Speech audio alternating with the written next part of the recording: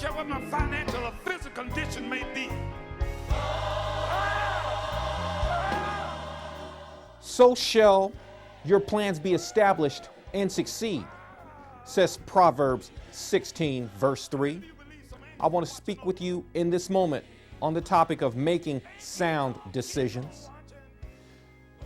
With the world in its current and ever-changing state, you might be on the verge of a major decision. You may be waiting to hear from God. If this is the case, I urge you not to panic. The Lord, but wait and be patient. While you're waiting, roll your works over to God. Give the process to the Lord. Commit your ways to Him. The Lord will act and make any adjustment needed, and you will know exactly what to do and when to do it.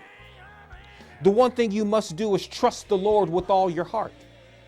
As you roll your works into the Lord and trust Him, things will become much easier for you. This is the Reverend Weston sharing the Word of God with you in this inspirational moment.